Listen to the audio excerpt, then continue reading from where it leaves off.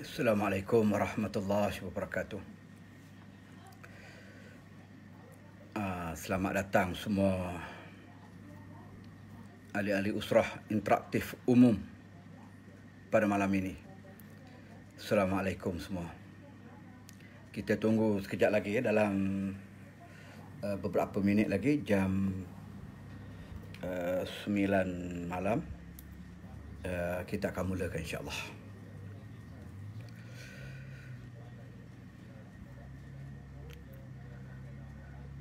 Sebelum tu bolehlah tolong-tolong share, tolong-tolong maklum pada kawan-kawan yang lain yang siapa berminat dan siapa berkelapangan pada malam ini untuk sama-sama kita bincang, kita kongsi pandangan tentang sirah Nabi kita Muhammad sallallahu alaihi wasallam. Aki Said, Assalamualaikum. Kuching Sarawak clear, alhamdulillah. Alhamdulillah. Ain Arifah daripada Dengkel ke Dengkel? Dengkel ataupun Dengkel. Saya takut salah nahu.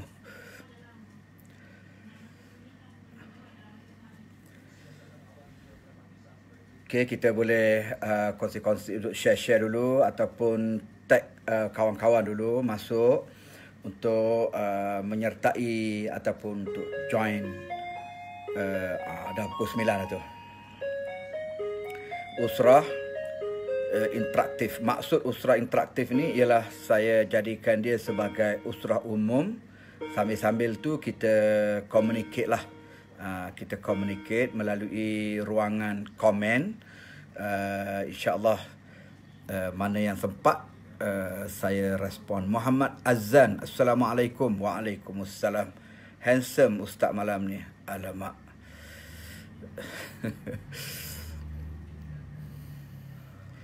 Handsome semua. InsyaAllah. Ikhwan Din, Qahirah, Mesir. Ahlan wa sahlan wa marhaban bikum, sahabat-sahabat ikhwah daripada Qahirah. Musim-musim Covid ni Qahirah macam mana perkembangan dia? Kuliah berlangsung macam biasa ataupun ada lockdown juga?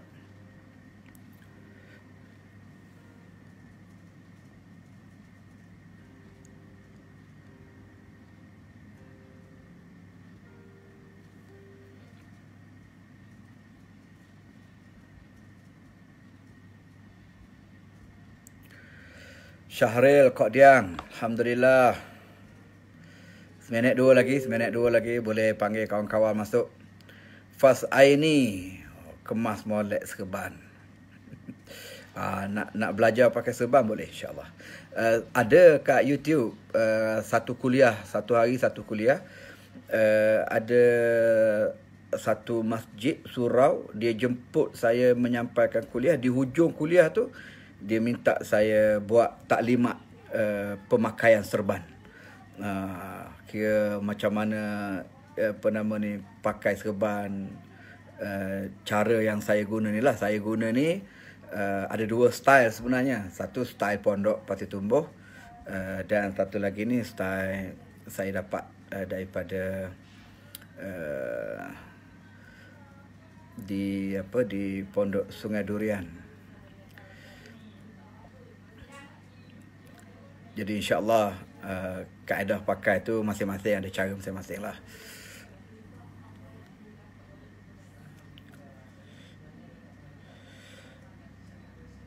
Kamal Sa'ari, alhamdulillah. Ahlan wa sahlan.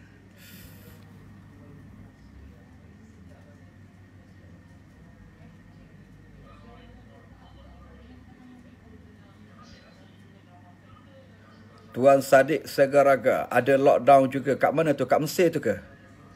Kat Mesir. Zaharul Martan, Sarawak clear, alhamdulillah. Ehsan Sabri, kitab apa? Kita baca kitab Sirah An-Nabawiyah malam ni. Kita baca kitab Sirah An-Nabawiyah. Tak apa mana-mana kitab pun. Kita banyak. Ada kitab yang ditulis oleh Syahid Dr. Ramadan Said Al-Buti, ada Ibnu Hisham sebelum tu lagi, kemudian banyaklah, ada Rahid Makhtum, kemudian ada Sirah An-Nabawiyah, Durus wa Ibar, apa nama ni, Mustafa Sibai rahimahullah, mana-manalah tak apa. Yang penting kita merujuk kepada kitab Sirah An-Nabawiyah. Biasanya penulisan kitab Sirah An-Nabawiyah, walaupun siapa yang mengarangnya, dia tak lagi jauh, sebab sirah Nabi ni antara sejarah yang paling tepat fakta, sejarah yang paling mempunyai ataupun yang paling tepat faktanya pada majoriti kronologi sejarah. Jarang ada sejarah yang dia punya kronologi dia dan fakta dia tepat dan muktabar ataupun mutawatir. Kecuali sirah Nabi kita Muhammad sallallahu alaihi wasallam, sebab periwayatan tarikh ataupun sirah Nabi ni sebahagian besarnya adalah sama melalui periwayatan hadis.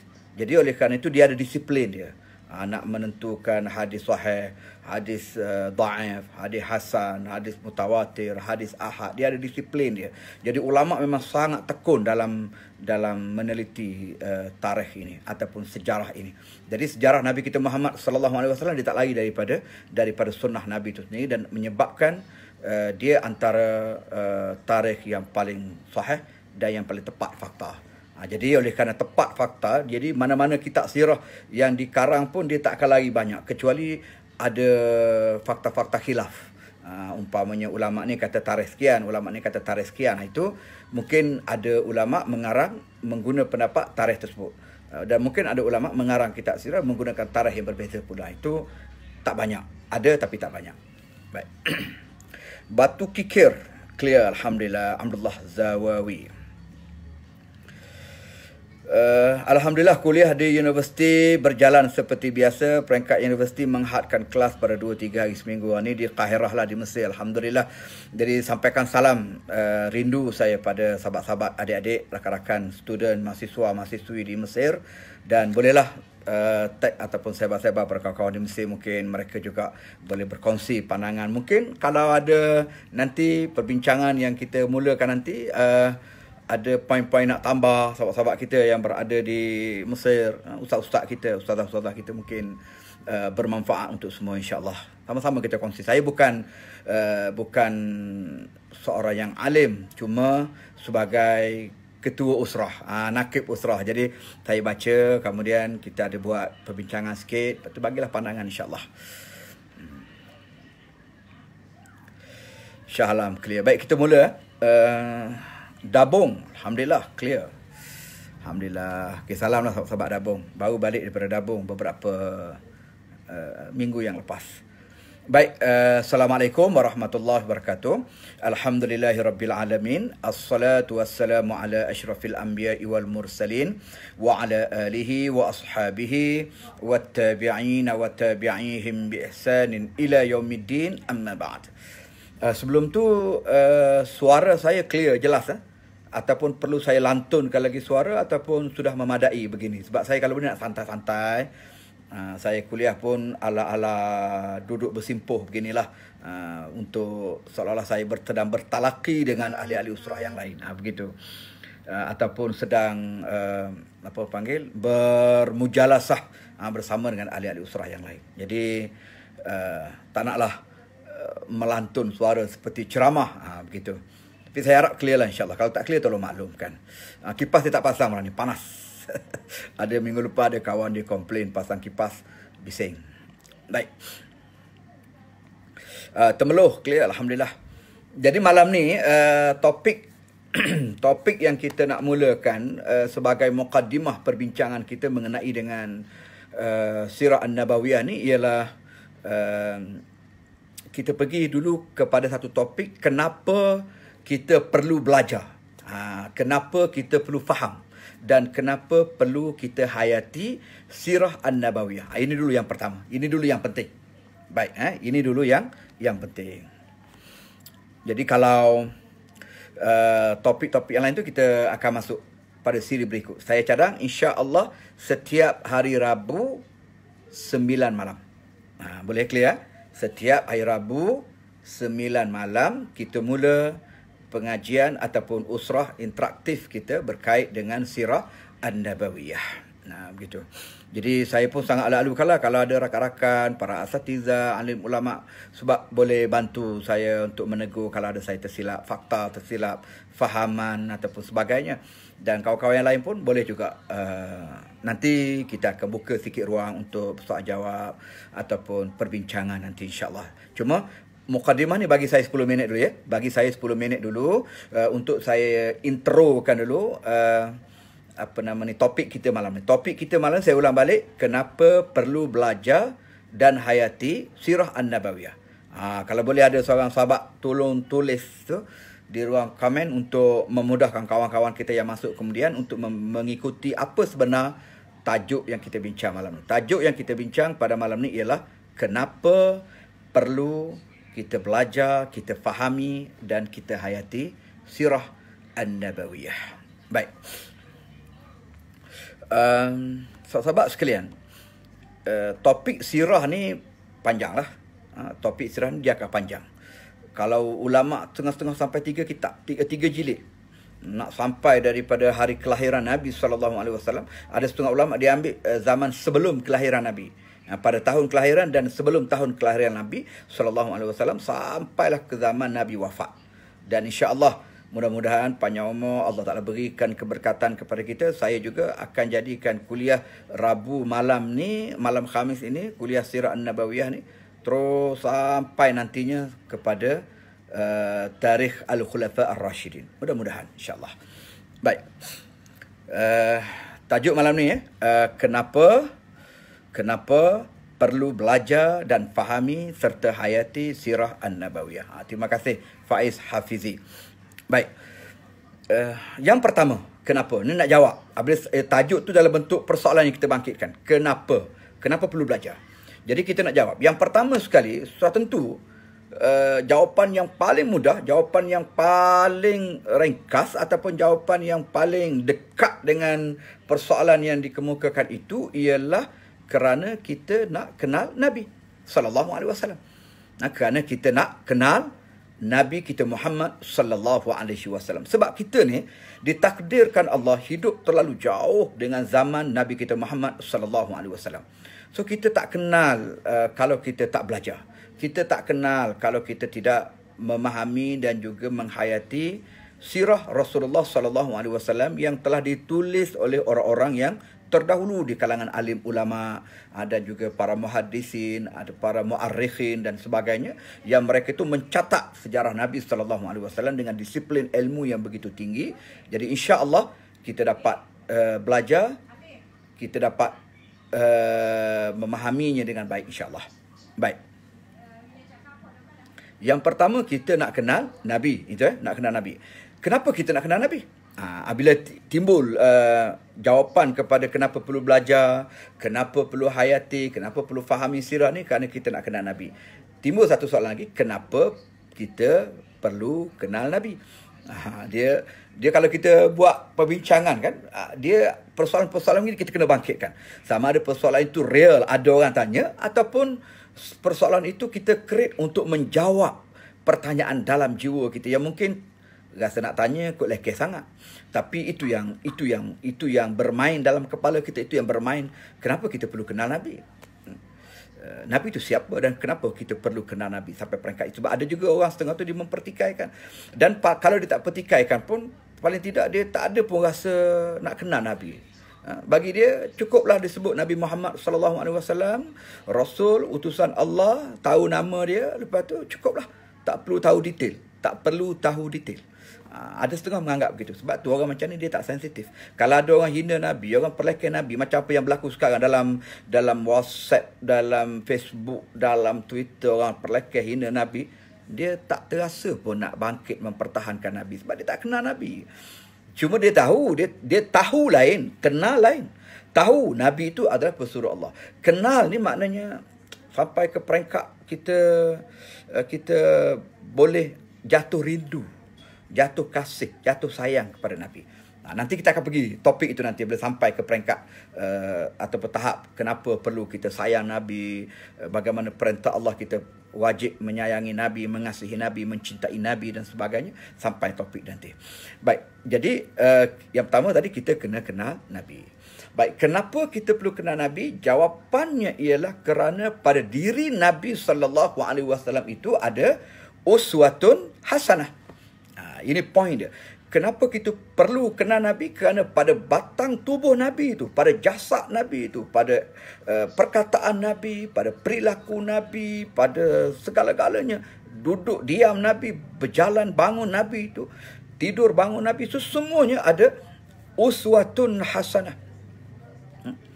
Uswatun hasanah. Uswatun hasanah maknanya satu qudwah, satu contoh tauladan, satu pedoman, satu orang panggil pelajaran yang boleh kita ambil daripada Nabi kita Muhammad sallallahu alaihi wasallam. Baik. Siapa yang cakap pada Nabi itu ada uswatun hasanah? Allah. Allah yang sebut. Baik, kalau kita buka dalam suratul Ahzab dalam Al-Quran, dalam suratul Ahzab ayat 21. Ayat berapa? Ayat 21. Laqad kana lakum fi Rasulillahi uswatun hasanah liman kana yarjullah wal yawmal akhir wa dzakarallaha katsira. Sesungguhnya Allah kata laqad, sesungguhnya. Dia bukan main-main. Allah Ta'ala ni kalau dia cakap, dia berfirman, dia memang tak main-main dah. Tapi apabila dia sebut laqad, maknanya satu perkataan yang ada cok mohornya ataupun ada lafaz sesungguhnya. Maknanya sesungguh ni maknanya tak boleh nak takwil dah. Tak boleh nak takwil dah. Begitu bahasa dia. Tak boleh nak takwil dah. Allah Ta'ala tu sendiri, kalau dia tak kata laqad pun tak boleh takwil dah. Tak boleh takwil dah. Tapi kalau dia sebut laqad, itu lebih taukid lagi lah. Lebih taukid lagi. Maknanya siapa-siapa yang tak peduli, tak percaya ataupun tidak mengambil berat tentang ayat ini, sedangkan ada perkataan laqad, sesungguhnya kata Allah, maknanya orang ni memang bahasa kasar dia dipanggil babi sungguhlah, dok erti aja. Maknanya ada segi bahasa Terengganu dipanggil dok erti aja. Sedangkan kita ni manusia, apa yang Allah sebut kita kena dengar. Kita kena dengar. Kita kena berikan perhatian sebab kita mengaku beriman kepada Allah dan Nabi-Nya SAW serta Al-Quranil Karim, wahyu yang diturunkan oleh Allah. Baik, itu kaedah laqad. Bila-bila pun, bukan ayat ni saja, ayat mana-mana pun kalau sahabat-sahabat baca, jumpa perkataan laqad. Laqad itu maknanya sesungguhnya tu dari segi orang panggil nak hadir satu pemerhatian supaya kita baca ayat ni jangan baca main-main, jangan baca lebih kurang. Ini adalah satu ayat yang Allah sebut dengan lafaz sesungguhnya. Begitu, nak suruh mudah faham, begitu. Tapi kalau orang yang biasa belajar bahasa Arab tu, dia sebut laqad tu, dia boleh resap dah, dia boleh serap apa makna laqad itu sendiri. Jadi memang ini kenyataan yang betul-betul serius maknanya begitu. Baik, laqad kana lakum, sesungguhnya pada diri Rasulullah itu, bagi kamu, pada diri Rasulullah itu untuk kamu, bagi kamu, uswatun hasanah, ada contoh dan ada contoh tauladan yang baik. Ini yang kita nak kena mau tak mau kenal macam mana contoh tauladan yang baik yang ada pada Nabi itu. Allah sebut ada uswah hasanah. Uswah hasanah tu macam mana? Apa uswah hasanah pada Nabi itu? Uswah hasanah ni maknanya contoh suri tauladan yang baik, yang maksud lain, kalau kita nak jadi baik sebagai seorang manusia di atas muka bumi ini, sebagai hamba Allah di atas muka bumi ini, mau tak mau, setuju tak setuju, kita kena apa? Kita kena tahu apa uswah hasanah yang ada pada Nabi itu. Sebab kita kena ikut. Uswah hasanah tu makna ikutan yang baik, contoh tauladan yang baik. Kenapa jadi contoh? Sebab kita kena ikut dia, kita kena mencontohinya. Itu perintah daripada Allah. Begitu maksud dia. Jadi tak boleh kita abaikan. Tak boleh kita abaikan. Jadi oleh kerana kita nak tahu apa dia uswah hasanah untuk menjadikan ianya sebagai ikutan kita, maka kita kena belajar. Begitu. Macam mana nak suruh orang ikut sunnah Nabi salat di masjid sebab dia pandai menjawab kata salat di masjid tu jadi riak pula. Hamisyah. Ini salat di masjid tu satu daripada sunnah Nabi lah. Itu kita kena belajar. Nanti kita belajar, kita baca sirah, nanti kita akan tengok macam mana pengarahan Nabi, perlakuan Nabi dengan para sahabat dia apa semua sekali. Gitu. Ni ada pun bagaimana cara kita nak jawab tu nanti. Apabila kita tahu perjalanan hidup Nabi, uswah yang ada pada Nabi untuk kita contohi dan kita patuhi, maka insyaAllah kita akan tahu cara untuk menjawab. Sebenarnya ada pun untuk tohmahan kata riak semayang di masjid lah apa semua. Sebenarnya pada amalan mematuhi perintah Allah, dia tak boleh tinggal semata-mata kerana arahan riak, anggapan riak ataupun takut riak. Tak boleh tinggal. Tak boleh tinggal. Amalan taat kepada Allah, kita tak boleh tinggal semata-mata kerana takut riak. Riak salah. Allah ajar, Nabi ajar kita buat amal ibadat mesti kerana Allah. Bukan kerana manusia. Riak tu maknanya menunjuk-nunjuk pada manusia. Tak boleh. Tetapi kita nak tinggal perbuatan wajib, perbuatan taat kepada Allah, sama ada wajib ataupun sunat, kerana takut riak. Itu salah. Sebab perkara yang wajib dan sunat ini, wajib kita wajib buat, sunat digalakkan kita buat, walau apa keadaan sekalipun digalakkan kita buat, dan kita kena perbaiki diri supaya jangan jadi riak. Kalau riak, batal lah. Pahala amalan tersebut tak diterima oleh Allah. Tapi nak tinggal kerana takut riak pun salah. Nak tinggal semayang, tak nak semayang lah sebab takut riak pun salah, sebab meninggal semayang itu berdosa. Begitu maksud dia. Baik. Balik pada topik kita tadi. Jadi pada diri Rasulullah SAW ni ada contoh tauladan yang baik. Contoh tauladan yang baik ni untuk siapa?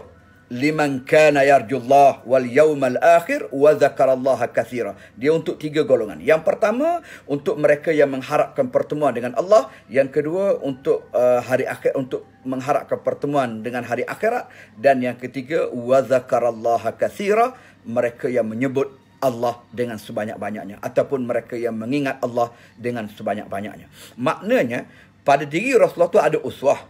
Tetapi rupa-rupanya sahabat-sahabat sekalian, uswah ni dia tak boleh nak diambil, tak boleh nak dikecapi, tak boleh nak dicontohi, tak boleh nak dipindah ataupun diambil oleh semua orang. Tak boleh. Kecuali 3 golongan ni. Liman kana yarjullah wal yawmal akhir wa dzakarallaha katsira. Orang yang mengharapkan pertemuan dengan Allah, artinya orang yang mengharapkan redha Allah, orang yang cinta Allah, orang yang kasih Allah, dan juga mengharapkan pertemuan dengan hari akhirat. Maknanya orang yang bersedia untuk menghadapi hari akhirat yang penuh dengan pembalasannya kelak di akhirat. Kemudian yang ketiga ialah orang yang mengingat Allah sebanyak-banyak. Makna ingat Allah ni sama ada berzikir, subhanallah, alhamdulillah, Allahu akbar, la ilaha illallah dan sebagainya, ataupun ingat Allah dengan makna dia sentiasa duduk dalam keadaan ingat Allah, jangan sampai langgar hukum Allah, jangan sampai merempuh sempadan agama Allah. Itu maksud dia ingat Allah. Jadi sentiasa diingat Allah, jangan sampai dia terjebak dalam perkara yang dimurkai oleh Allah. Itu pun masuk dalam kategori ingat Allah banyak-banyak. Kalau cari rezeki, ingat Allah banyak-banyak, jangan sampai cari yang haram.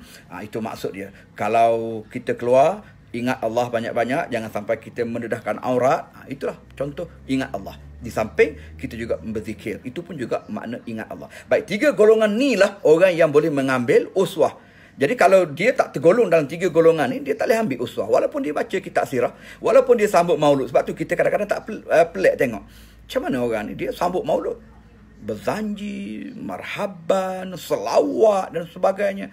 Tetapi dia langgar sunnah Nabi.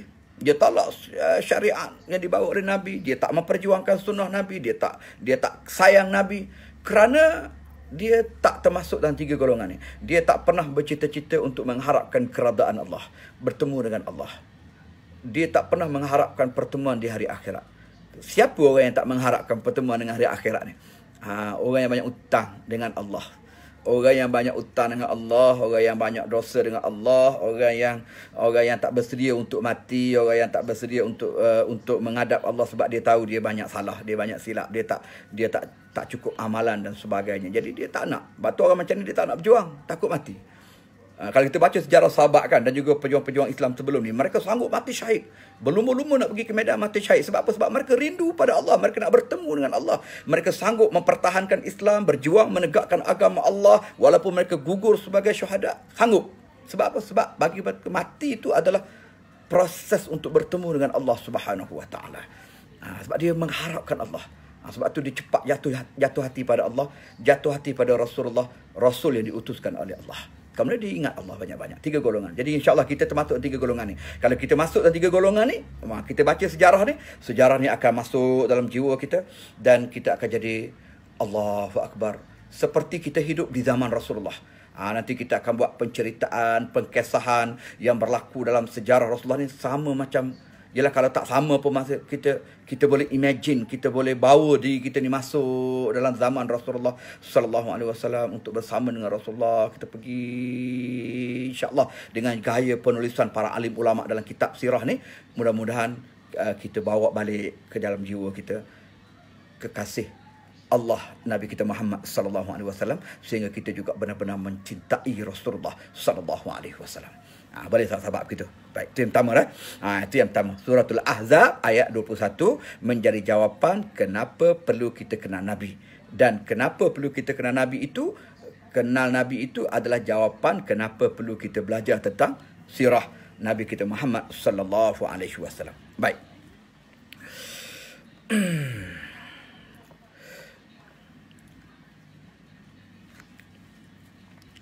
Untuk kita kenal Nabi ni, untuk kita kenal Nabi kita Muhammad sallallahu alaihi wasallam ni, kenapa? Sebab satu lagi, Nabi kita ni bukan tokoh seperti tokoh-tokoh biasa. Ada orang dia faham tokoh tu maknanya ialah macam manusia biasalah, tokoh zaman, tokoh masyarakat. Tak, Nabi kita dia bukan tokoh, dia rasul. Rasul ni dia lebih pada tokoh. Dia lebih pada tokoh. Sebab itu kita boleh ambil uswah daripada dia. Kalau tokoh, belum tentu. Tokoh ialah tokoh di kalangan manusia. Dia hebat, tokoh ni hebat, tetapi dia tak sampai peringkat Rasul. Apabila dia tak sampai peringkat Rasul, dia tak ada authority.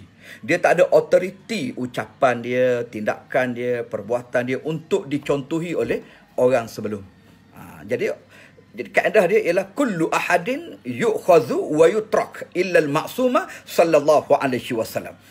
Semua perkataan manusia ni boleh kita terima, boleh kita talak. Kita nak terima pun boleh. Kalau ianya baik, kita nak talak pun boleh. Sebab dia tidak baik. Illa seorang saja yang tak boleh kita talak. Mau tak mau kita kena terima. Siapa dia? Maksum sallallahu alaihi wasallam, Nabi kita Muhammad sallallahu alaihi wasallam yang maksum, yang dipelihara oleh Allah daripada segala dosa. Itu sebab Nabi ni uswah hasanah. Kalau kita kata contoh teladan orang lain boleh ada contoh teladan juga.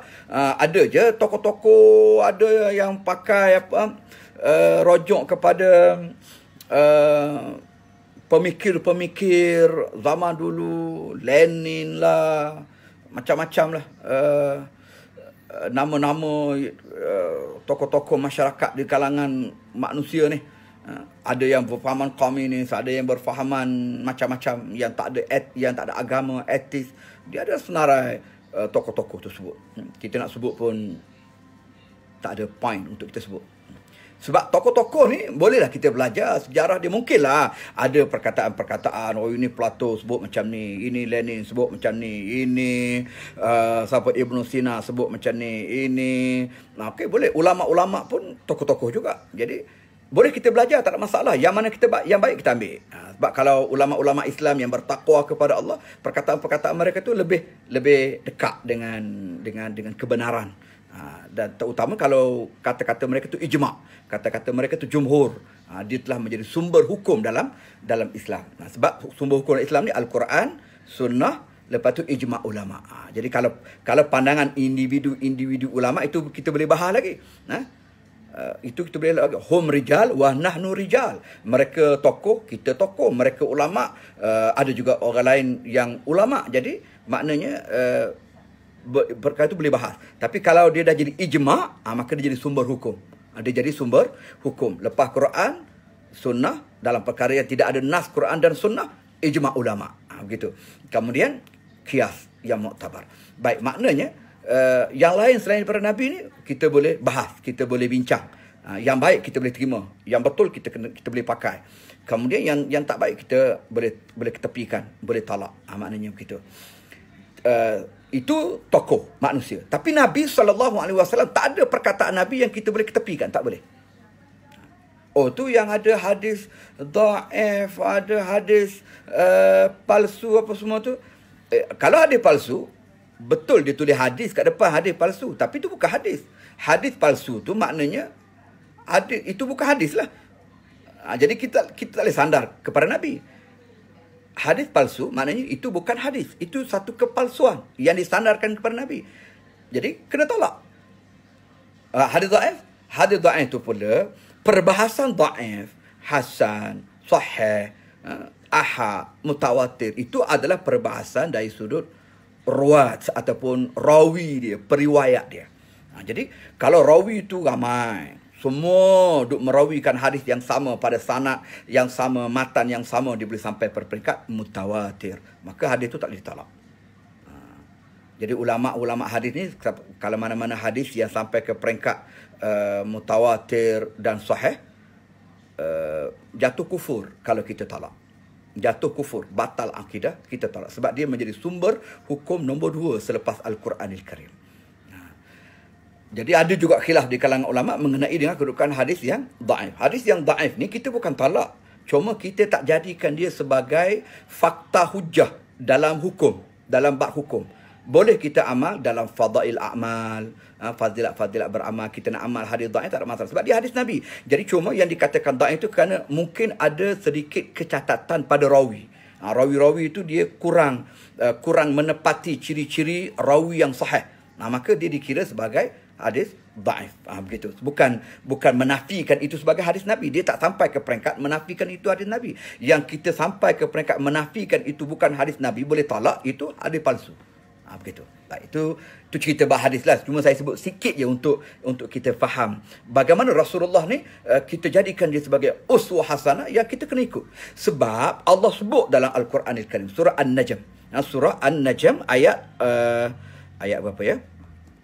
Ayat Allahumma salli ayat yang keempat, ayat yang keempat. Ayat yang keempat Allah sebut wa ma yantiqu anil hawa. Wa ma yantiqu anil hawa. Mana Rasulullah ni dia tak cakap daripada hawa nafsu dia. Dia tak cakap daripada pendapat dia sendiri. In huwa illa wahyun yuha.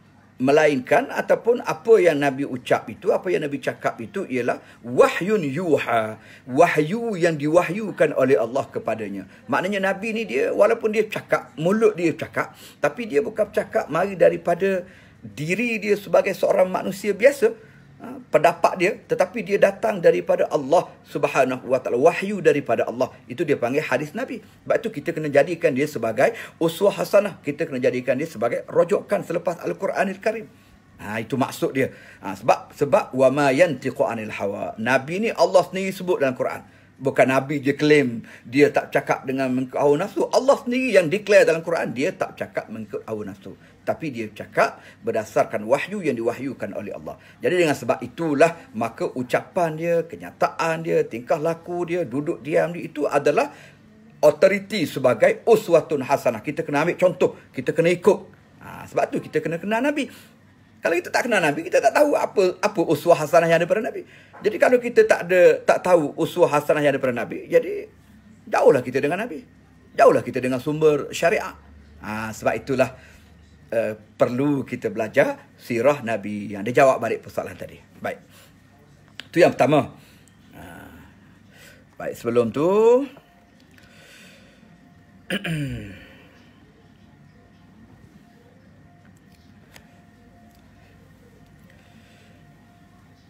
ahlan wa sahlan Radhiyah Ayub.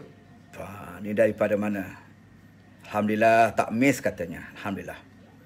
Alifah Nasirah ni kapar punya orang ni. Assalamualaikum, waalaikumsalam. Baik, boleh panjang-panjangkan lagi pada sahabat-sahabat. Okey, sementara saya nak sambung pada topik sambungan poin-poin yang kedua ni, kalau sahabat-sahabat ada sebarang pertanyaan dulu, boleh terus direct dalam ruangan komen, saya akan respon insya-Allah. Baik. Sambil-sambil itu saya pergi dulu. Yang kedua ialah kenapa kita perlu kenal Nabi? Tadi pada Nabi ada uswah hasanah. Jadi kita kena tahu uswah hasanah. Siapa yang cakap ada uswah hasanah? Allah. Di mana? Dalam suratul Ahzab ayat 21. Kenapa dia jadi uswah hasanah? Sebab Nabi ni dia tak cakap melainkan dengan wahyu daripada Allah. Mana rojokkan dia? Surah An-Najm. Ayat yang keempat sehingga ayat yang kelima. Surah An-Najm. Wa ma yantiqu 'anil hawa in huwa illa wahyun yuha. Baik. Yang kedua ni kita kena kenal Nabi, kita kena apa nama ni? Kita kena kenal Nabi ni kerana Allahumma salli apa saya nak sebut tadi? Pada Nabi ni ada akhlak yang mulia, peribadi, perilaku yang mulia.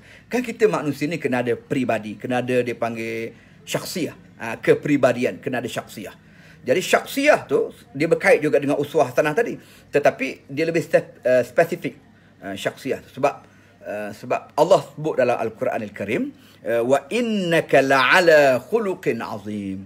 Wa innaka la'ala khuluqin azim. Sesungguhnya engkau pada apa nama ni, diri Rasulullah itu, sesungguhnya engkau wahai Rasulullah, Allah Ta'ala cipta tu duduk di atas akhlak yang agung, akhlak yang sangat tinggi, akhlak yang sangat mulia. Tak ada tolak banding. Tak ada tolak banding. Kalau nak cari akhlak yang boleh menyaingi, menandingi akhlak Rasulullah, saya kira memang tak ada. Memang tak ada. Kecuali Nabi-Nabi alaihi wassalatu wassalam, di kalangan keluarga Nabi-Nabi.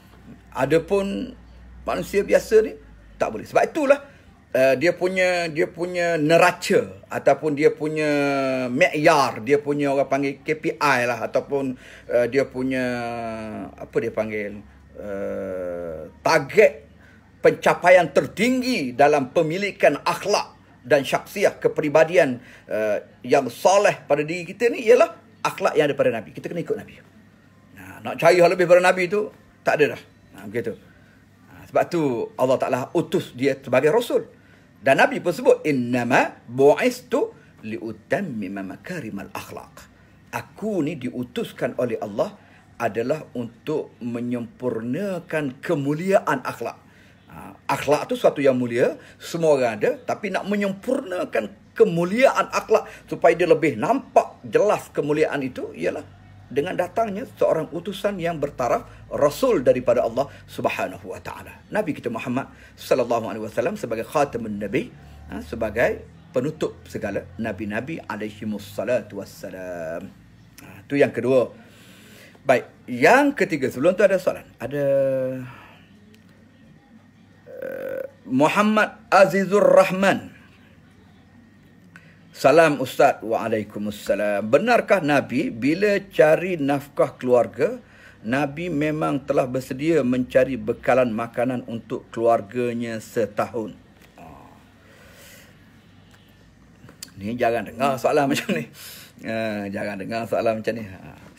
Apa yang kita temui dalam sejarah Nabi ni, insya-Allah nanti kita akan ada point dia, kita akan jumpa nanti macam mana Nabi mencari rezeki, bawa balik ke rumah. Kadang-kadang tak ada makanan pun di rumah Nabi. Nabi berpuasa. Jadi kalau tengok pada episod cerita yang seperti itu, tak adalah stok makanan sampai setahun. Sebab ada masa rumah Nabi tak ada makanan. Sampai masa ada masa sampai rumah Nabi tak ada makanan. Akhirnya Nabi berpuasa. Nabi banyak berpuasa. Nabi pun dalam keadaan maknanya dalam keadaan banyak lapar daripada kenyang. Itu sejarah Nabi. Nanti kita akan sampai topik tu. Bagaimana Nabi dengan golongan ahli sufa apa semua. Tapi bukan bermakna Nabi malah bekerja, bukan makna Nabi malah berdikari, tapi Nabi seorang yang tidak terperangkap ataupun tidak terjerumus dalam kepentingan duniawi. Sebab dia ambil dunia tu seperlunya. Dia ambil dunia seperlunya. Dan dia ajar kita supaya jangan kenyang sepanjang masa. Sebab tu ada Isnin dan Khamis disunatkan kita berpuasa. Begitu. Jadi mungkin juga dalam keadaan Nabi berpuasa tu ataupun Nabi berlapar tu maknanya bukan kerana tidak ada makanan dan bukan kerana Nabi tidak bekerja, tetapi itu adalah latihan kerohanian, pengabdian diri kepada Allah. Di samping ada juga unsur-unsur fizikal yang boleh memberikan kesihatan kepada badan. Itu ada topiknya, kita akan bincang nanti. Cuma bab Nabi stop bekalan makanan setahun ni, kalau ada sahabat-sahabat ada maklumat, ada poin, boleh bantu saya lah. Saya tak jumpa lagi persoalan begini. Daripada Muhammad Azizur Rahman. Tak apa, mungkin saya boleh rojok betul ke ataupun tidak. Tapi kalau tengok pada banyak sirah tu, kalau Nabi tu dalam keadaan berpuasa, berlapar, ahli keluarga dia tengok makanan tak ada, lepas tu Nabi pun berlapar, maknanya tak adalah stok sampai setahun di rumah Nabi tu. Begitu. Wallahualam. Baik.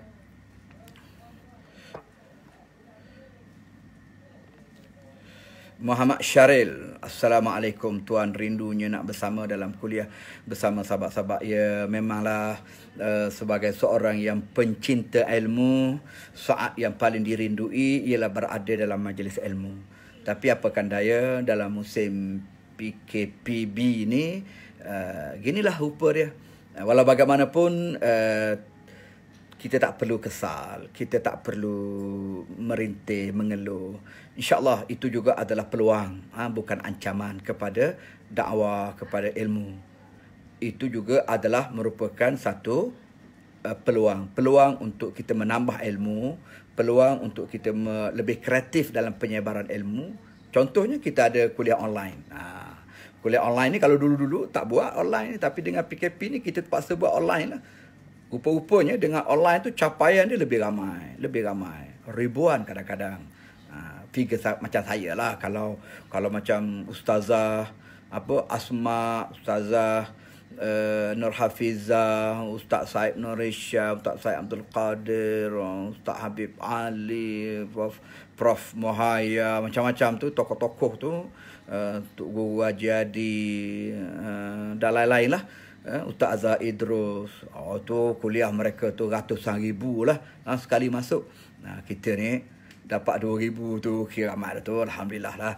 Maknanya baik. Tapi nak ceritanya dia lebih luas lah. Tapi kalau kita kuliah usrah biasa 7-8 orang, ataupun kuliah di masjid paling tinggi pun dalam 100 orang ataupun kurang. Jadi maknanya dengan kuliah digital ataupun online macam ni, sebenarnya dia jadi peluang juga kepada kita untuk menyebarkan maklumat. Begitu.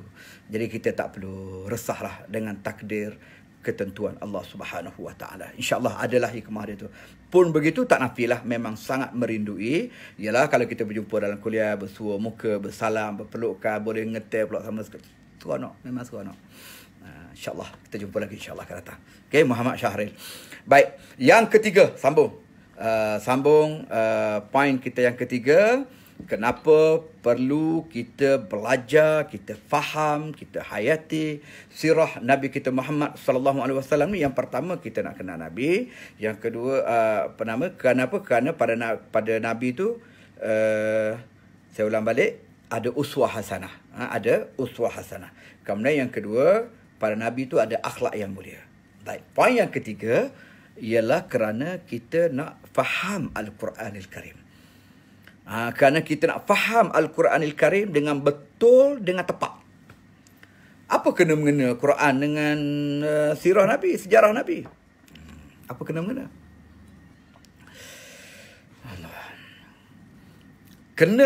kena mengenanya ataupun kena tak kena ni ialah Nabi itu adalah mufassir. Nabi itu adalah juru tafsir kepada Al-Quran. Al-Quran turun pada Nabi. Nabi menterjemahkan Al-Quran itu secara realiti, secara hidup.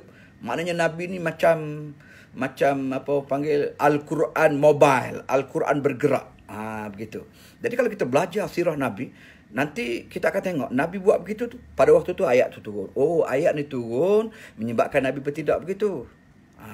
Hasil tindakan begitu, ada ayat turun untuk menjelaskan isu tersebut. Jadi kita boleh connect antara perlakuan zaman Nabi ataupun perbuatan pada Nabi, mungkin juga pada sahabat. Ada juga Al-Quran turun kerana sahabat. Banyak nanti kita akan jumpa.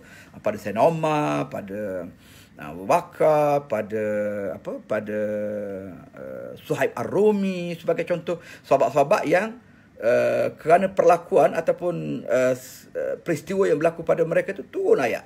Turun ayat pada dia. Begitu. Baik. Ayat tu turun pada Nabi, bukan turun pada Abu Bakar, yang salah faham. Ayat turun tentang ataupun mengenai kisah mereka. Turun pada Nabi. Begitu, untuk menjadi pedoman ataupun ikutan kepada semua.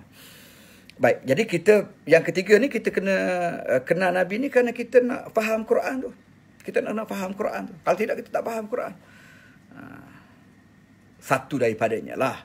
Quran ni banyak angle kita boleh faham dengan kita belajar tafsir sebagainya. Antaranya sirah.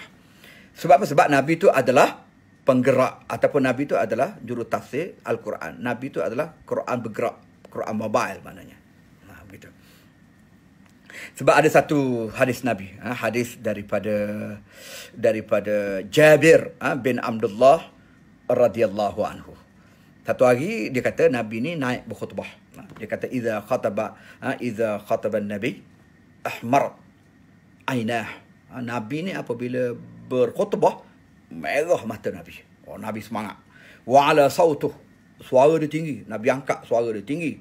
Washtadda ghadabuh, dan dia punya emosi dia bersangatan. Dia punya nampak garang dia tu bukan orang panggil garang sebarangan, tapi nampak dia punya apa orang panggil kondisi dia sebagai khatib. Tu dengan emosinya yang menekan. Dia bukan slow mendata macam setengah khatib kita zaman sekarang. Khatib kita zaman sekarang ni setengah tu tidur.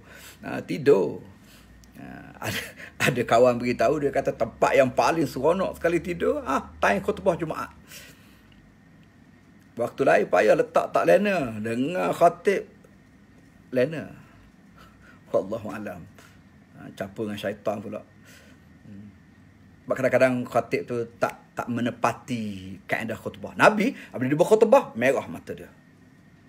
Tinggi suara dia. Emosi dia menekan. Sampai Jabir bin Abdullah kata ka'annahu munziru jaish. Seperti Nabi itu sedang membuat arahan kepada tentera. Macam mana arahan kepada tentera? Bukan boleh slow-slow. Tengok tentera kawak saja. Kawak pun dia punya arahan tu dah begitu tegas. Macam mana kalau di medan perang? Itu Nabi seperti membuat arahan kepada tentera-tentera dia. Yaqulu sabbahakum massakum. Nabi ni Jabir cerita dia, Nabi datang mimbar ni. Nabi kata, musuh kamu akan datang di waktu pagi, musuh kamu akan datang di waktu petang. Kata Nabi kepada sahabat-sahabat dia. Kemudian wa yaqul, Nabi kata lagi, bu'istu ana was-sa'ata kahataini yaqrinu baina isba'aihi as-sabbabah wal wusta. Nabi kata aku ni dibangkitkan, diutuskan oleh Allah antara ana was-sa'ah, aku dan hari kiamat, kahataini, seperti dua ni. Dua ni tu mana? Wa yaqrinu baina isba'aihi as-sababah wal wusta. Nabi angkat dua jari dia, Nabi buat begini. Dia dekatkan jari telunjuk dengan jari tengah. Jadi dia kata aku dengan hari kiamat macam ni, dekat. Maknanya Tak lama dah nak kiamat. Tu zaman Nabi dulu, 1400 tahun. Nabi atas mimbar Nabi cakap begitu. Baik, poin saya je. Lepas pada Nabi cakap begitu, wa yaqulu amma ba'du. Selepas tu Nabi kata apa? Fa inna khairal umur kitabullah. Wa khairul hadi hadyu Muhammadin sallallahu alaihi wasallam. Wa syarrul umur muhdatsatuha. Wa kullu bid'atin dalalah. Riwayat Ibnu Majah. Kalau satu lagi tu hadis yang yang diriwayatkan oleh Imam Bukhari, dia guna lafaz ahsana. Ahsana. Innal ahsanal hadis kitabullah wa ahsanal hadi hadyu Muhammadin sallallahu alaihi wasallam. Maknanya kata Nabi sallallahu alaihi wasallam, sesungguhnya sebaik-baik perkara, sebaik-baik urusan, sebaik-baik benda ialah kitabullah. Kitabullah, kitab Allah, Al-Quranil Karim. Itu yang paling terbaik. Wa khairul hadi hadyu Muhammadin sallallahu alaihi wasallam, dan sebaik-baik petunjuk. Sebaik-baik petunjuk yang menunjuk jalan, yang membawa Al-Quran tu dalam bentuk real kehidupan ini, ialah Nabi kita Muhammad sallallahu alaihi wasallam. Jadi ulama sebut daripada hadis ini membuktikan bahawa batang tubuh Nabi itu sendiri adalah merupakan penterjemahan hidup kepada Al-Quranil Karim. Jadi kalau kita nak faham Quran, salah satu daripadanya kita kena faham sirah Nabi kita Muhammad sallallahu alaihi wasallam. Baik. Tuan Sadiq, Ustaz, saya nak tanya pendapat. SOP masjid diperketat, sedangkan kedai makan, mall, pasar malam langgar je SOP. Macam mana tu? Ni larilah poin sikit pada apa nama ni, topik sirah kita pada malam ni, tapi tak apalah. Sebenarnya ini satu bukti bahawa orang agama, orang yang kaki masjid, orang yang orang panggil mutadayyin, orang yang mutadayyin, memang hidup dia berdisiplin. Hidup dia berdisiplin. Kalaupun dia tak berdisiplin di tempat lain, sekurang-kurangnya dalam situasi ibadah tu dia mendisiplinkan diri dia secara otomatis. Secara otomatis. Contoh, kita orang Islam kan sembahyang sebelum ni lah, sebelum ada SOP. Masuk je saf. Kata je. Baris saf. Siapa ajar tu? Islam ajar. Baris. Tapi kalau dia pergi ke bus stop, benda tentu dia boleh beratur. Dia cross je line. Dia potong queue apa semua sekali. Tapi kalau dia masuk je masjid, saf. Itu keindahan Islam. Islam mengajar kita berdisiplin. Itu nombor satu dulu. Baik. Jadi apabila ada SOP ni sebenarnya terpakai kepada semua. Di semua tempat, di semua situasi. Cuma saya dah tengok setakat ni, masuk masjid je sak jadi disiplin. Dia jadi gitu. Masuk je masjid, jarak 1 meter. Semua orang tak berani nak rapat. Tapi keluar je masjid, elok je duduk kat tangga, boleh duduk rapat, boleh duduk berbual. Dia jadi macam tu. Saya pun tak faham juga. Bukanlah bermaksud dia apa orang panggil nak menyalahkan masjid ke apa, tidak. Tapi dia sepatutnya di masjid, dalam masjid 1 meter tu memang SOP KKM Kementerian. Patutnya apabila dia keluar masjid, duduk kat tangga pun kena 1 meter juga. Dia duduk kat bandar pun 1 meter juga. Kat restoran pun 1 meter juga. Patutnya begitu. Tapi kat restoran dia tak jadi. Kalau tak jadi, bukan kat tempat lain. Kat tangga masjid tak jadi dah. Tapi masuk dalam masjid, otomatik je 1 meter balik. Hebat masjid. Dia mendisiplinkan orang. Mengikut SOP. Itu dua. Kemudian yang ketiga, dia kata, kenapa ketat sangat SOP masjid sedangkan pasal. Dia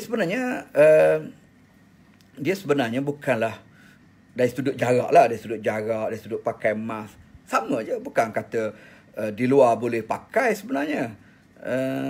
Tapi ataupun di luar tu boleh rapat, boleh salam, boleh berpeluk. Tidak. Sama je di luar, di masjid pun. Cuma di masjid tu dia jadi disiplin.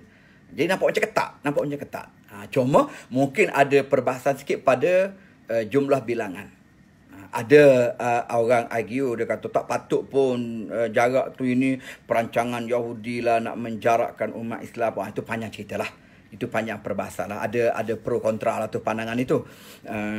Cuma secara umumnya kita patuhlah kepada ulil amri dan kita patuh pada ketetapan SOP yang dikeluarkan oleh pihak pemerintah.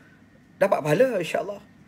Dapat pahala, jangan bimbang. Walaupun jarak tu tidak rapat 1 meter dalam saf sembahyang, pahala dia sama macam kita rapat sebab kita buat begitu tu min babid darurah, dengan sebab keadaan darurat, bukan sengaja kita nak jaga, tetapi kerana darurat. Dan kita tak tahu macam mana kadar jangkitan penyakit tu sebab kita tak ada ilmu berkenaan tu. Jadi kita kena refer pada orang yang mengetahui tentangnya. Gitu. Maknanya kita rujuk pada orang yang tahulah. Apa yang kita tak tahu kita kena tanya. Fas'alu ahla zikri in kuntum la ta'lam. Rujuk pada orang yang faham. Jadi orang yang faham tentang kesihatan ni doktor lah.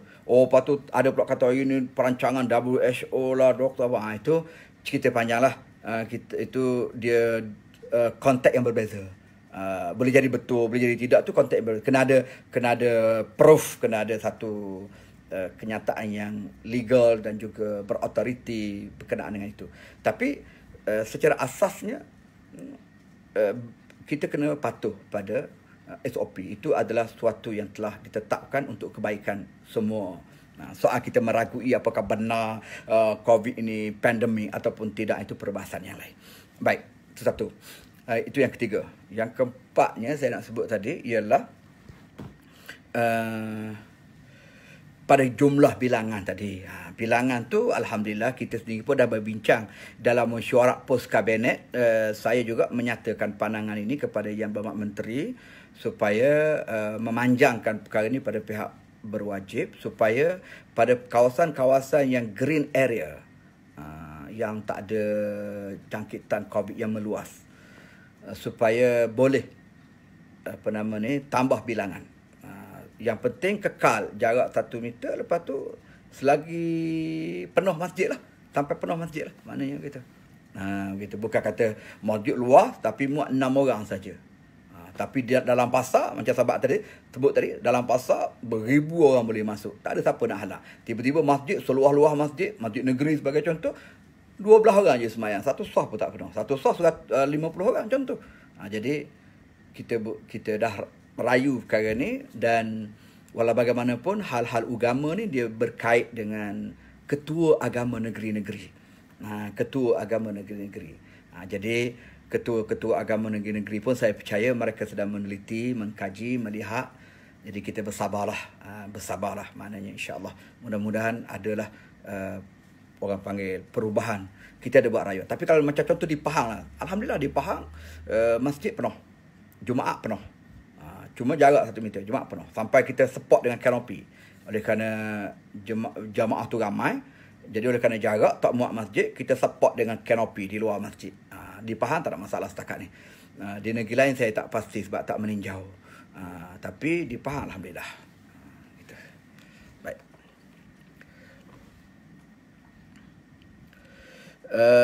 Syahir Silmi, Assalamualaikum Ustaz. Bagaimana kita nak membangkitkan kecintaan sebenar-benarnya kepada Nabi sallallahu alaihi wasallam? Baik, kata pepatah Melayu, tak kenal maka tak cinta. Betul tak? Tak kenal maka tak cinta. Kita kena kenal. Cinta ni dia datang daripada trust, daripada kepercayaan, daripada keyakinan. Jadi macam mana kita nak sangkut keyakinan dan kepercayaan kita kepada seseorang dalam keadaan kita tak kenal dia? Tu kita kena kenal dia. Sebab tu agama ni kita kena kenal dulu. Agama ni subjek nombor 1 kenal. Awwaluddin ma'rifatullah. Awal-awal urusan agama kenal Allah. Kenal Allah, baru kita tahu arti ta'abbud, arti ubudiyah, arti kenapa kita kena mengucap kalimah la ilaha illallah, kenapa perlu kita mengabdikan diri kepada Allah. Kenal Allah. Allah tu siapa? Allah itu Tuhan yang penuh berkuasa, yang maha besar, yang maha agung. Macam mana nak kenal? Kena belajar. Kena belajar sifat Allah, kena belajar asma Allah, kena belajar tentang akidah tauhid dan sebagainya. Sama ada melalui tafsir Al-Quran, sama ada melalui hadis Nabi, sama ada melalui kitab-kitab tauhid akidah yang dikarang, yang ditulis oleh ulama yang memang disedut, diistimbak daripada Quran dan hadis. Sebab kita mungkin tak mampu nak direct ambil istimbak usul aqaid, usul akidah daripada Quran dan hadis. Perlu kepada alim ulama untuk memudah urusan kita bincang. Kita belajar, kita baca. Jadi bila kita kenal Allah, kita tahu kenapa perlu kita mengabdikan diri kepada Allah. Nak cinta pada Allah, kenal Allah. Nak cinta pada Rasul, kena kenal Rasul dulu. Jadi insya-Allah kita belajar. Kita belajar tentang sirah, kita hayati. Dan belajar ni pula dia ada kaedah. Jangan belajar tu sekadar masuk telinga kanan, keluar telinga kiri, sambil menerak, berguling begitu je. Tak. Belajar ni maknanya dengan serius lah. Dan saya harap insya-Allah ahli-ahli usrah sekalian, kalau ada buku nota cantik, ataupun ada buku usrah, macam ada buku sirah, mungkin malam ni tak sempat, tak apa, besok carilah buku-buku sirah. Yang paling kecil buku sirah, sirah Durus wa Ibar Mustafa Sibai, ataupun sirah fiqh sirah an-nabawiyah, sirah an-nabawiyah, fiqhul harakah min sirah an-nabawiyah. Itu Tok Gua jadi punya. Kemudian sirah Ibnu Hisham, fiqh sirah Ibnu Hisham, fiqh sirah Dr. Said Ramadan Al-Buti, terbitan Futak Fajar. Boleh dapatkan satu tu, kita baca, kita baca. Banyaklah. Tapi kalau boleh cari penulis yang muktabar lah, penulis yang kita kenal latar belakang kita tahu. Sebab ramai yang menulis tentang sejarah ni, tapi tahu-tahu Syiah. Jangan terjebak, Ada dia tengok nama Syekh ke apa depan tu, jadi kita petua beli, tahu-tahu Syiah. Syiah dia ada rekod sejarah yang berbeza dengan kita Ahlussunnah wal Jamaah. Jadi kena hati-hatilah. Kena rujuk pada yang muktabar ataupun yang kita tahu latar belakang dia, akidah Ahlussunnah wal Jamaah, supaya pengajian kita tu betul. Bacaan kita tu betul. Kemudian dapat kitab tu, kita kena mengaji. Jangan baca seorang, banyak perkara yang kita tak faham nanti, walaupun dalam bahasa Melayu. Sebab sebenarnya dia rojokkan dia bahasa Arab. Jadi kita kena belajar. Jadi saya cadangkan usrah ni tempat kita bertukar pandangan. Kalau nanti sahabat-sahabat baca buku sejarah tu, kalau tak faham, boleh lontarkan. Interaktif. Dalam ruangan komen tu, saya ambil baca. Sama ada nota tu nak ditulis di buku, ada juga sahabat-sahabat kita nota dalam ruangan komen pun tak apa. Sebab ni kita akan upload terus dalam Facebook, maka dia boleh download kemudian, boleh tengok kemudian, boleh ulang kaji kemudian. Begitu. Nampak? Jadi teks kita ialah Sirah An-Nabawiyah. Kena adalah seorang kita boleh rojok. Boleh dobit insya-Allah. Begitu kita mengaji ni pakai kitab lah, pakai kitab. Kalau nak mudah, saya cadangnya jam berbunyi itu menandakan pukul 10 lah, habis itu kelas kita. Yang terbaiknya, yang mudahnya buku ni lah, kitab sirah Durus wa Ibar Mustafa Sibai.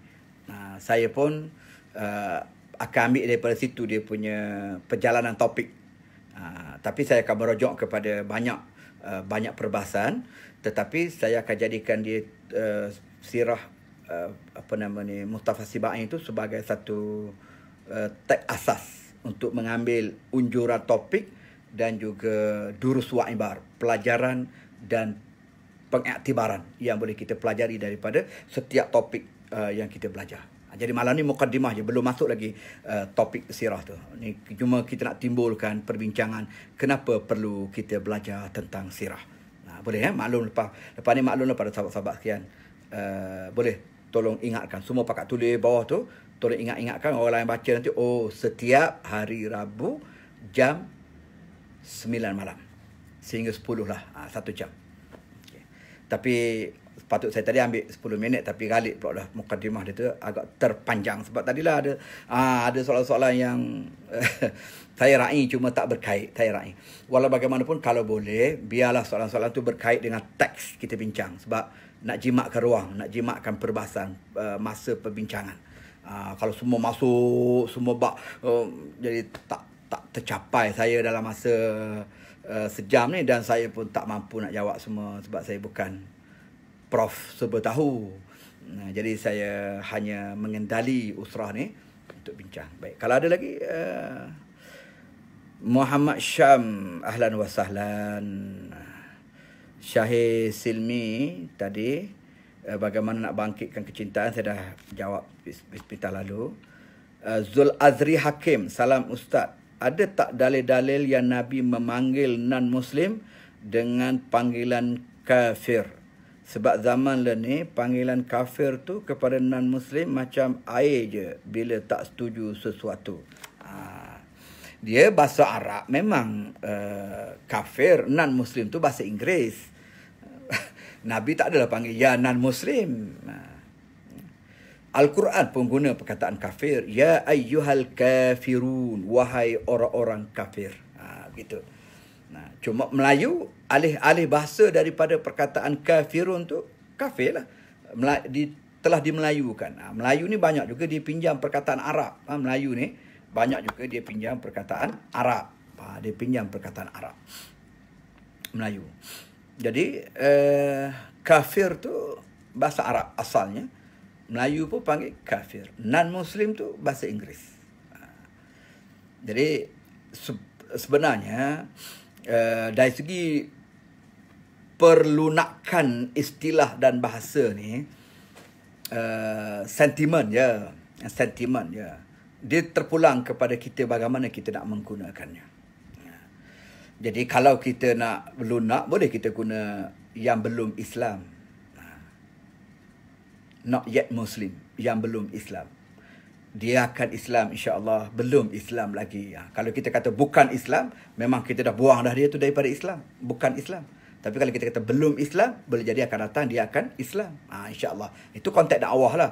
Tapi kalau orang tu menggunakan perkataan kafir dengan betul, dengan tepat, dengan kaedah yang betul, tak salah.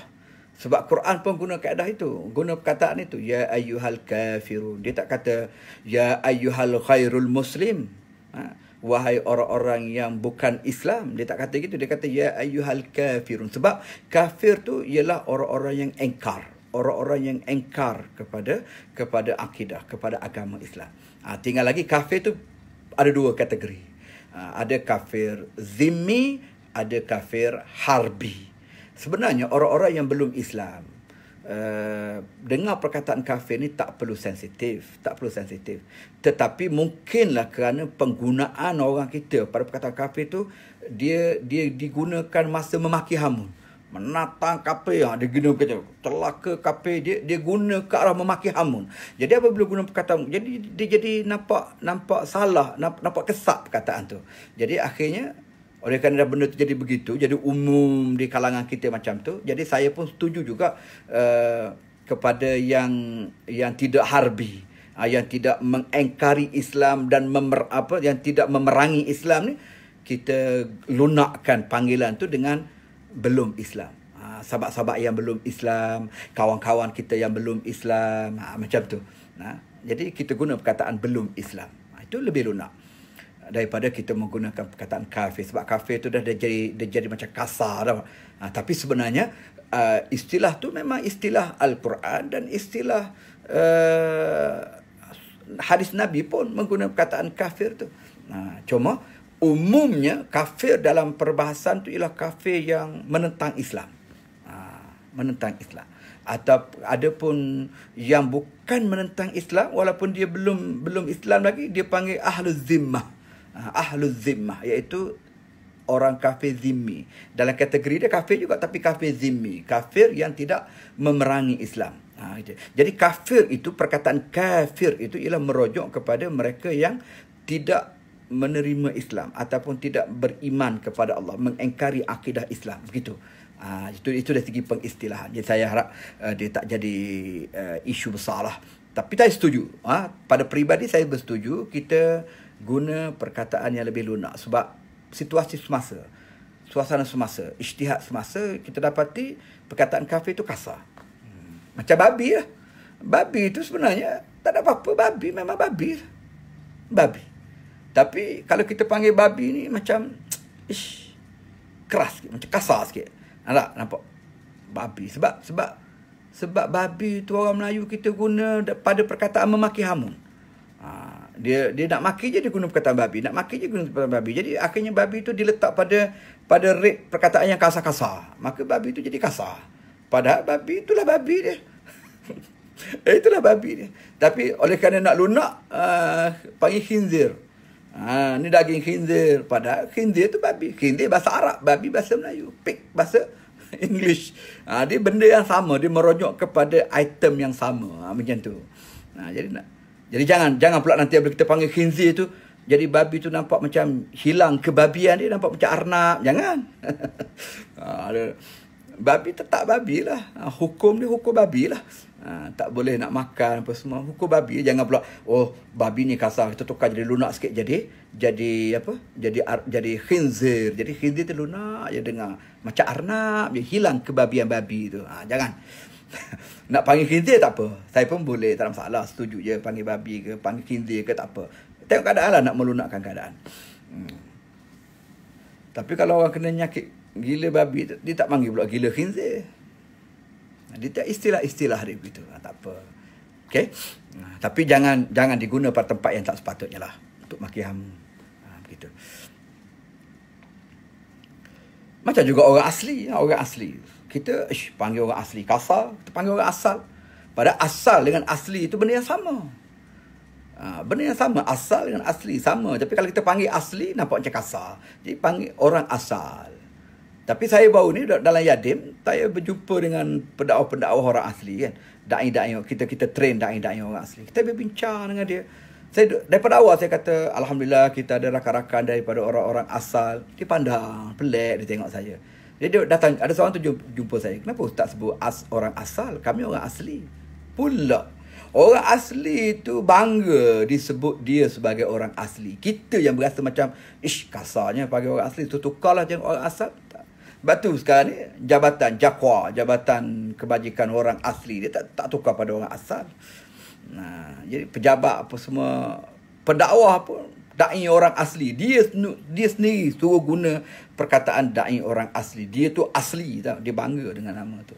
Kita pula rasa kasar guna asli. Tu guna asal. Itu istilah lah. Tengok pada keadaan, suasana dia subjektif. Okey? Boleh Zul Azri? Tuan Sadiq, jazakallah, Allah khair. Radiyah awwaluddin ma'rifatullah. Okay. Catat, dabit. Ni nak habis dah ni. Ustaz, kenapa setiap huraian Ustaz berbeza-beza tentang SOP? Yang bercakap tu ulama besar. Apa pandangan Ustaz?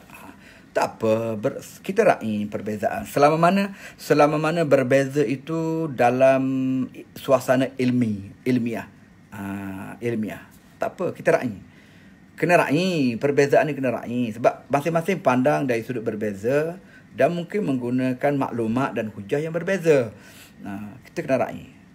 Kita kena berlapang dada. Cuma jangan maki hamun lah. Jangan menafikan, jangan membentak, jangan menghardik, jangan memperkecil, jangan.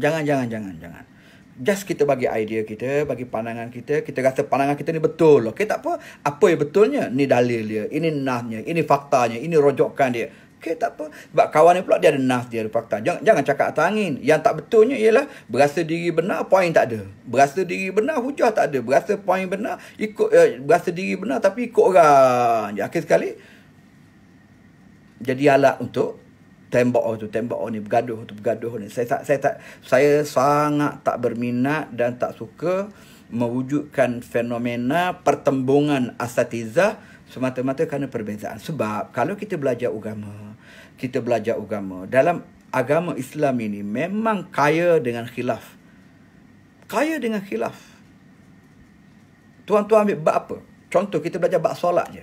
Di Universiti Al-Azhar, dia punya library dia ataupun maktabah dia tu, maktabah di Universiti Al-Azhar ni, saya pernah tengok babus salah dekat sedepa. Kitab dia tu sedepa, dia punya jilid dia tu banyak. Kenapa banyak? Sebab ulama-ulama sedang membincangkan tentang khilaf di kalangan ulama. Mazhab Syafi'i kata macam ni, mazhab Hanafi kata macam ni, mazhab Maliki kata macam ni. Berbeza tak? Berbeza. Bergaduh tak? Tak bergaduh. Saling hormat menghormat. Saling orang panggil terima menerima antara satu sama lain. Bahkan Imam Syafi'i berguru dengan Imam Malik sebagai contoh. Tapi dia berbeza mazhab antara mazhab Syafi'i dengan mazhab Maliki. Kenapa berbeza? Sebab nantinya dia sampai ke peringkat ilmu yang dia pelajari, dia boleh berijtihad. Ada ijtihad ni banyak lapis lah. Ada sampai ijtihad fatwa, mujtahid fatwa, ada yang mujtahid mazhab. Dia boleh buat mazhab sendiri umpamanya. Yang boleh buat mazhab sendiri ni contoh Imam Syafi'i, Imam Hanbali, Imam Maliki, Imam Hanafi. Mereka berbeza. Tapi mereka bergaduh tak? Tak bergaduh. Islam ni luas. Keluasan Islam itu adalah hikmah yang besar kepada ummah. Sebab nanti kalau Islam tu tak ada perbezaan, ketempik. Jadi kita jadi susah nak hidup. Sebab kan kita ni hidup di sepanjang zaman ni, dia banyak keadaan, banyak dia punya situasi. Jadi kalau Islam tu satu je, kita jadi macam tak ada jalan keluar. Nak keluar macam mana? Sebab Islam tu rigid, satu je. Tapi kalau Islam tu khilaf, tak ada dekat mazhab Syafi'i, dia ada peluang dekat mazhab Maliki. Tak ada dekat mazhab Maliki, dia ada ruang dalam mazhab Hanafi. So umat Islam boleh buat orang panggil adjustment kepada pelaksanaan pedoman hidup dia, supaya hidup dia tetap berpandu kepada agama, kepada syariat. Al-Sunnah wal Jamaah akidahnya. Berpandu kepada perbahasan-perbahasan ulama. Tapi dengan ilmu. Khilaf itu khilaf dengan ilmu. Ada hujah, ada nas, ada sandaran hadis. Begitu. Jadi bagi orang yang mengaji agama, khilaf dan perbezaan di kalangan para alim ulama, di kalangan para asatizah sebenarnya tidak menghairankan dan tidak pelik pun.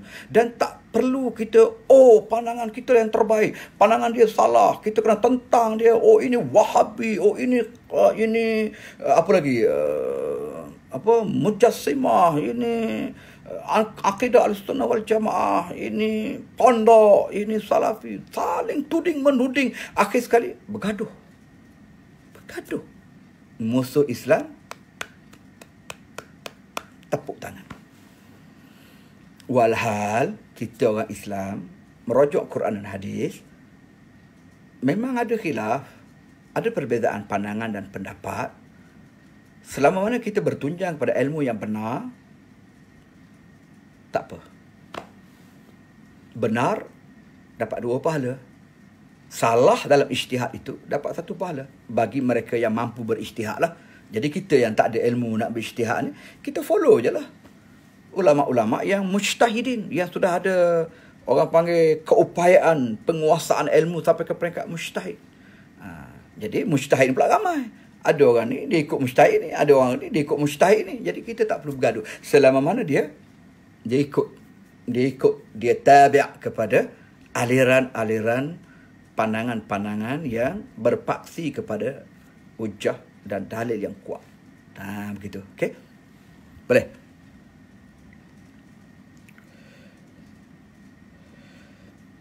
Boleh ya, Mustafa? Okey, last sekali Syahril, tuan, apa pandangan alim ulama tentang mengaji kitab-kitab kuning? Contoh kitab Ad-Darun Nafis ataupun Asraruddin. Okey. Dia kitab pondok ni. Bukan kitab pondok je, bukan kitab kuning je, kitab hijau, kitab merah, kitab mana pun. Balik pada topik saya sebut tadilah. Dia tetap ada khilafnya. Hatta Ihya Ulumuddin pun, dalam Ihya Ulumuddin Al-Imam Al-Ghazali, banyak ulama-ulama kata, ada ulama-ulama kata, dalam kitab Ihya Ulumuddin ni ada hadis dhaif. Ada hadis dhaif. Malah ada yang berani lagi kata sampai ada hadis yang dhaif jiddan, sampai nak palsu dan sebagainya. Ulama lain ada ulama yang tolak kitab Ihya Ulumuddin, tapi ada ulama yang mempertahankannya. Jadi khilaf di kalangan ulama ni berlaku sejak zaman berzaman. Dia tak mungkin boleh selesai pada zaman kita. Tadi bahas dari sudut pemikiran, dari sudut pendapat, fatwa, hukum dan sebagainya. Ini topik ni pula yang ditanya oleh Muhammad Sahri ni ialah topik kitab. Kitab kuning. Saya pun belajar kitab kuning. Saya di Pondok Pasir Tumbuh, di Pondok Sungai Durian, saya belajar kitab kuning. Kitab kuning ni maknanya rujuk pada kitab lama lah, kitab warisan, kitab tua-tua, kitab yang dipelajari di pondok-pondok biasanya. Tapi ada juga kitab-kitab tu namanya kitab kuning sebab kertas tu kertas lama, kertas kuning. Jadi dia pun rujuk di kitab kuning. Tapi Kita tu sekarang ni dah dimodernkan, dah dijilid dengan jilid yang baik. Macam contoh kita belajar kitab Qalyubi, kitab Iqna, apa lagi, banyaklah kitab-kitab yang kita belajar di pondok. Bila kita pergi ke Mesir, kita jumpa dalam jilid-jilid yang tebal, yang canggih-canggih pula, yang menarik, yang ada tulisan warna pula moden-moden ni. Itu hanya dari sudut persembahan kita. Tapi ilmu yang ada daripada tu, ilmu turas. Dia sebenarnya, hak betulnya turas, ilmu turas. Bukan merujuk kepada kuning, hijau, cover kitab tu, ataupun kertas kitab tu. Macam kitab Muniyatul Musalli. Muniyatul Musalli, masa saya membacanya di pondok dulu, kitab tu kuning lah. Tapi apabila saya pergi ke Mesir, kitab tu dah jadi kertas putih, tulisan dia warna, cantik. Dia tak panggil kitab kuning dah, dia panggil kitab coloring. Kitab yang dah bercolor-color dah. Tapi kitab yang sama, turas, iaitu kitab Muniyatul Musalli, bincang bab semayang. Contoh. Sama juga dengan kitab apa nama ni, Darun Nafis tadi, lepas tu kitab macam-macam lah. Cuma di sana kita kena perhati. Ada juga kitab-kitab yang banyak menakalkan perbahasan daripada Israiliyat umpamanya. Kemudian kitab yang membawa elemen-elemen Syiah. Sebab tu kita kena kenal siapa pengarang dia. Tapi kalau pengarang dia muktabar, pengarang dia adalah pengarang yang diiktiraf oleh para alim ulama sebelumnya dan sezaman dengan mereka. Jadi walaupun mungkin berbeza dengan kitab yang lain pula, itu adalah perbezaan dari sudut tadilah ilmu. Terima, tak apa, insyaAllah. Yang penting belajar, yang penting ikut ilmu. Yang masalahnya gaduh, ilmu tak ada. Gaduh, dia kira siapa labu lengan yang paling kuat, siapa lidah yang paling tajam. Sekarang ni Facebook, siapa yang berani kata macam-macam. Sikit-sikit kafir, sikit-sikit kafir. Jangan. Sikit-sikit kafir kau orang, sikit-sikit kafir kau orang. Tak betul kaedah ni. Orang ni fasik, orang ni kafir, orang ni mujassimah, orang ni... Kita nak nilai akidah orang kadang-kadang hanya dengan sepatah perkataan dia, ataupun mungkin selapis kita kenal dia. Jangan cepat, sebab hukum orang ni, taulah pada saya ambil angle dakwah lah, nahnu du'atun wala qudat. Kita adalah pendakwah, bukan penghukum. Hukum kita serah pada Allah. Kecuali jika perlulah. Jika perlu, terang-terang dia bawa ajaran sesat. Umpamanya macam Ayah Pin dulu, terang-terang bawa ajaran sesat. Kita kata itu terah hukum pada Allah Ta'ala. Tak boleh lah. Hak jelas, terang-terang kufur, batal akidah, kena kata kufur lah. Dia kaedah dia gini, malam yukaffir, apa namanya,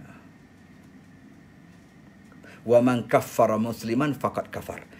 Wa malam apa ni, saya tak ingat dia punya. Man kaffara musliman faqad kafar. Man kaffara musliman faqad kafar. Siapa-siapa yang mengkafirkan orang Islam, dia kafir. Balik pada dia, sebab dia mengkafirkan ahli akidah, dia kafir balik. Nampak, ingat satu tu. Okey, kemudian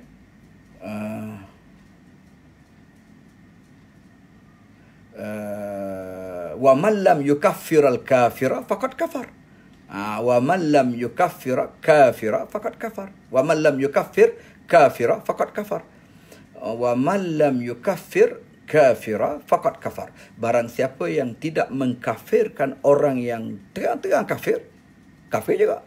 Dia terang-terang dah tidak beriman kepada Allah, batal akidah terang-terang, bercanggah dengan akidah usuluddin apa semua sekali, bercanggah dengan syariat, bercanggah dengan agama Islam. Kita kata serah pada Allah Ta'ala lah. Kita tak boleh kata, tak boleh. Serah sembah berhala apa semua sekali. Kita kena kata kafir. Orang kafir kena kata kafir, orang Islam kena kata Islam. Siapa dia mengkafirkan orang Islam itu, maka dia kafir. Barang siapa yang tidak mengkafirkan orang kafir juga, maka dia adalah kafir. Itu kaedah dia. Jadi itu hukumlah.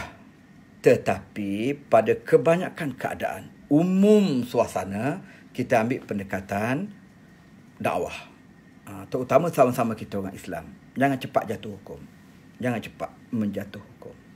Nah, begitu. Baik. Nur Syawal, semoga Ustaz sentiasa berada dalam keadaan sabar atas dunia, insya-Allah. Amin ya rabbal alamin. Ustaz, betul ke Ibn Taimiyah salah pandangan? Nak kena bincang lain pula lah. Ini bincang lain lah, bincang lain. Saya tak sempat dah malam ni. Okey, sekarang itu dulu untuk malam ni. Terima kasih banyak pada semua sahabat-sahabat yang menghadiri Ustaz pukul 10.20 dah. Saya sepatutnya berhenti kat pukul 10.20 minit tu dah ekstra. Okey, tu jumpa lagi. Jumpa lagi bila tuan-tuan? Sahabat-sahabat sekalian? Hari apa? Hari Rabu. Hari Rabu jam 9 malam. Kita akan pergi pada topik kita yang pertama, ialah zaman waktu Nabi dilahirkan. Ataupun pada detik Nabi dilahirkan. Cuma dia ada subtopik sebelum tu. Kenapa dunia ini perlu kelahiran Nabi SAW? Itu dia ambil sedikit era sebelum daripada zaman Nabi. Kemudian cerita tentang zaman Nabi kita Muhammad SAW dilahirkan. Kita jumpa lagi minggu depan insya-Allah pada hari Rabu. Kalau tidak ada apa-apa aral, doakan insya-Allah pada jam 9 malam. Beritahulah pada sahabat-sahabat semua. Beritahu pada sahabat-sahabat semua. Boleh? Aqulu qawli hadza wa astaghfirullahal azim li wa lakum wa lisairil muslimina wal muslimat innahu fal ghafurur rahim. Assalamualaikum warahmatullahi wabarakatuh.